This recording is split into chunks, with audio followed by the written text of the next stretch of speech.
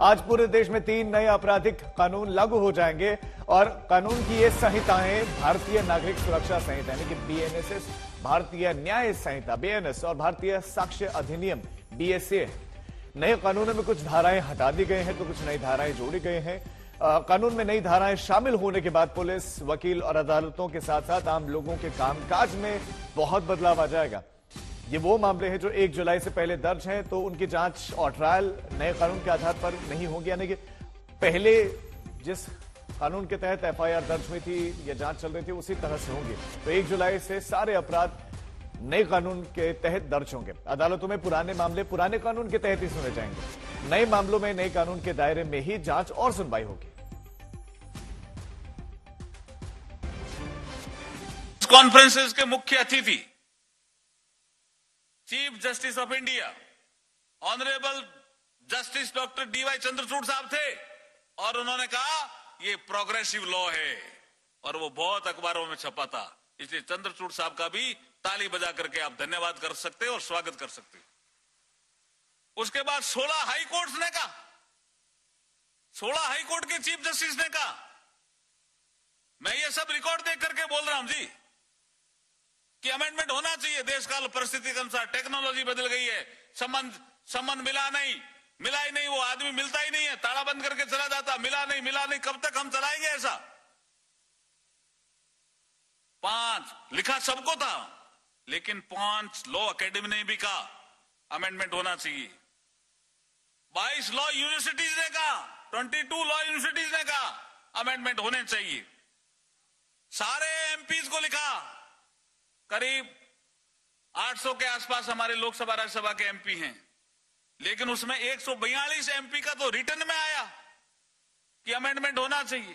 कानून लाए जा रहे हैं, आज कल से चालू होने वाला है क्रिमिनल लॉ 3।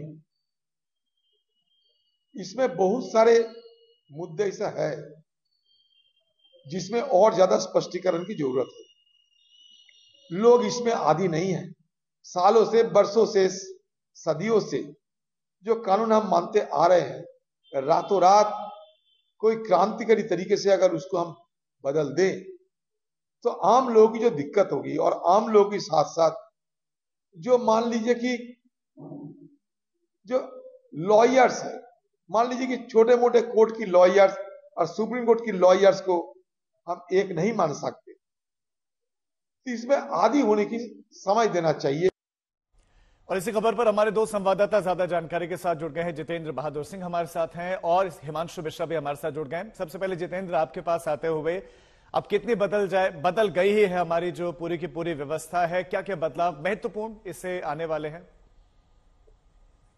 देखिए राजीव, सबसे पहले ये जानना आवश्यक है कि कुछ राज्यों की तरफ से इस बात को लेकर के विरोध भी किया गया कि ये 3 जो क्रिमिनल लॉ है इसको अभी इम्प्लीमेंट नहीं किया जाना चाहिए, इसका समय जो है वो स्थगित कर दिया जाना चाहिए। लेकिन केंद्र सरकार ने जो पहले से उन्होंने डेट तय की थी 1 जुलाई 12 बजे रात से, वैसे ही इस 3 क्रिमिनल लॉज को जो है वो लागू कर दिया गया। देश भर में नए कानूनों के तहत ही एफआईआर दर्ज होगी। राजीव, सबसे बड़ी बात यह है कि एफआईआर जो दर्ज करने का पहले पुराना तरीका था उसमें ये होता था कि जिस थाने के आसपास घटना होती थी वहीं पर एफआईआर दर्ज कराया जा सकता था।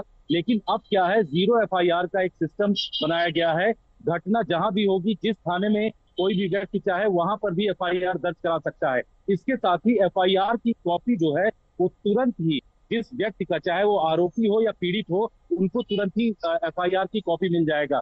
इन तमाम चीजों को लेकर के काफी अमेंडमेंट भी किए गए हैं भारतीय न्याय संहिता को लेकर के, और उसमें ये कहा गया है कि जनता के लिए जो कानून जरूरी है उसके हिसाब से इसको बनाया गया। इसके साथ ही इलेक्ट्रॉनिक सम्मन की जो बात कही जा रही है, इस नए कानून के अंतर्गत उसमें ये व्यवस्था दी गई है और ये कहा गया है कि इलेक्ट्रॉनिक सम्मन यानी व्यक्ति अगर अपना घर का ताला बंद करके भी पहुंच जाता है तो इसके मोबाइल पर या कंप्यूटर पर इलेक्ट्रॉनिकली जो है वो सम्मन उसके पास पहुंच जाएगा। तो इस तरीके की व्यवस्था इस नए कानून में किया गया है। इसके अलावा तमाम और चीजों में एक आधुनिक तरीके की व्यवस्था की गई। आतंकवाद को लेकर के पहले जो कानून था वहां किसी भी तरीके का उसमें जानकारी नहीं दी गई थी, लेकिन जो नया कानून है, नया क्रिमिनल कानून है, उसमें आतंकवाद को पूरी तरीके से परिभाषित किया गया है और आर्थिक आतंकवाद को लेकर के भी इसमें बिल्कुल तमाम जितेंद्र, जानकारियां दी गई हैं। समय बदल गया है और बदलते हुए समय को लेकर कानूनों में बदलाव की आवश्यकता थी। हिमांशु मिश्रा भी हमारे साथ है। हिमांशु, दिल्ली में बताया जा रहा है कि एक एफआईआर भी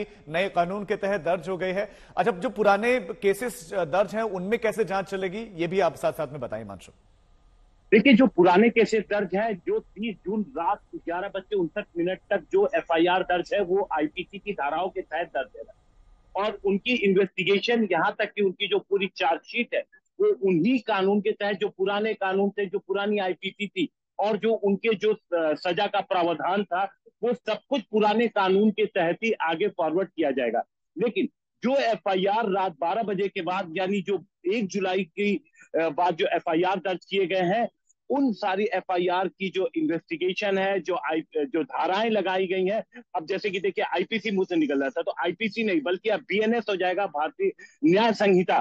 तो इसके तहत अब एफआईआर दर्ज की जाएगी। धाराओं में भी परिवर्तन किया गया है। तो इसको लेकर के, क्योंकि सबसे पहले जो चीजें इंप्लीमेंट करनी थी, वो इंप्लीमेंट करनी थी राजीव पुलिस को, क्योंकि लोग अगर किसी तरीके से अपराध या किसी तरीके से पीड़ित होते हैं तो सबसे पहले पुलिस के पास जाते हैं।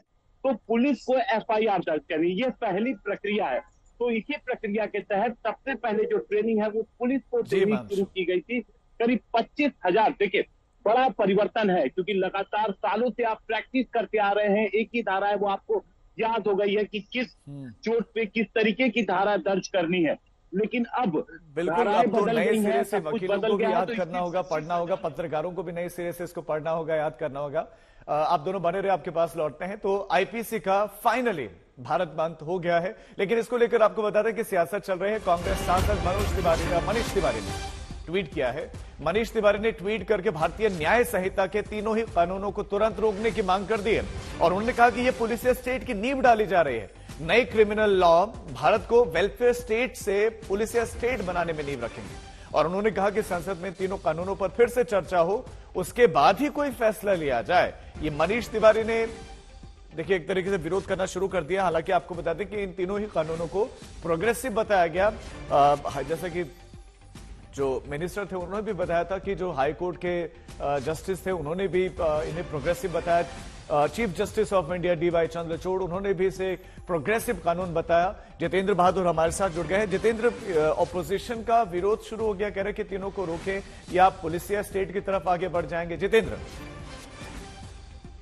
देखिए राजीव, अपोजिशन की तरफ से पहले से ही इस बात को लेकर के विरोध किया जा रहा है।